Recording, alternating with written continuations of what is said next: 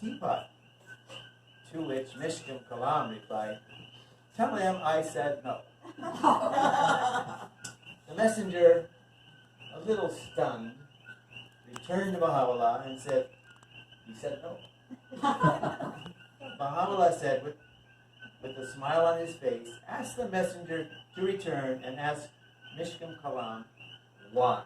The poor messenger now returned to Mishkam Kalam and said, "He would like to ask you why you said no." To this, Mishkam Kalam replied, "Tell him that many times in my life I have asked God for something and God denied my request. I would like to have one time in my life that I can say no to someone God asked, something God asked."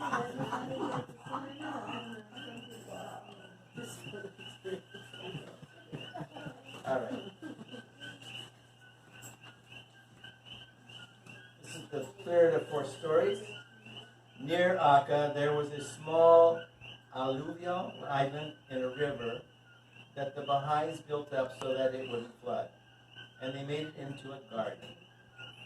This became known as the Garden of Rizwan, not to be confused with the Garden of Rizwan in Baghdad, where Baha'u'llah declared his mission publicly. This was toward the end of Baha'u'llah's life, when he was free to live outside the gates of Akka.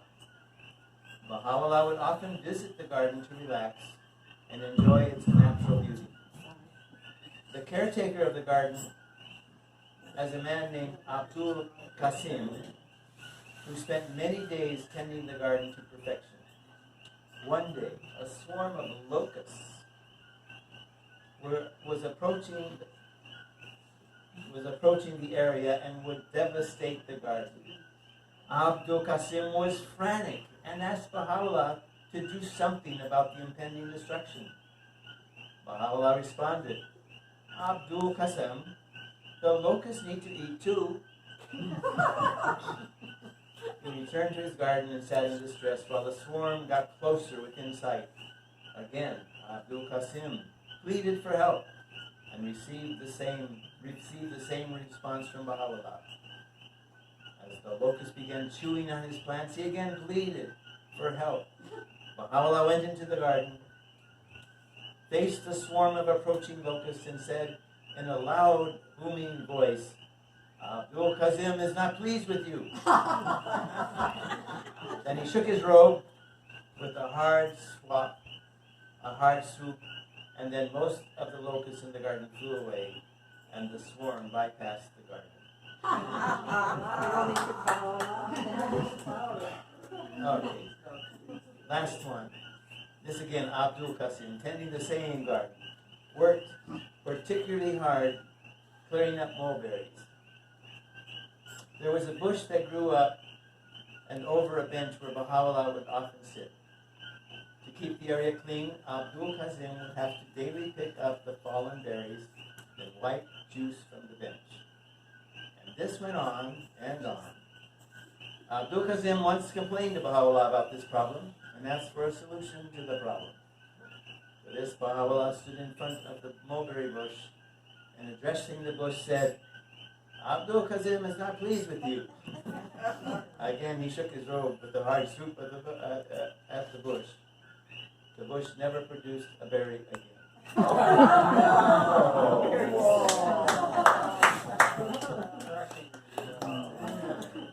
So one day, there's another Mishkam Kalam story that maybe you'll like. It's similar to this.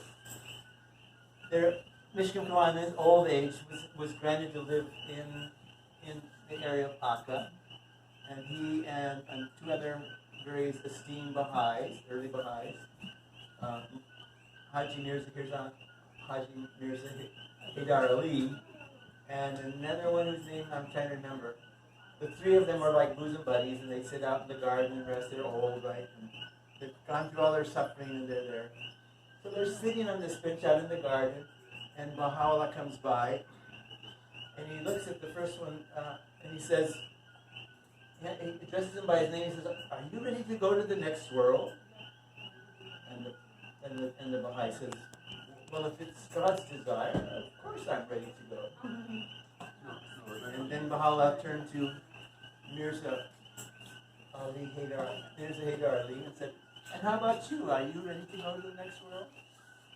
And Mirza Haydar Ali said, if it be God's will, of course I'm ready to go to the next world. And then he turned to Mishkam Kalan and said, what about you?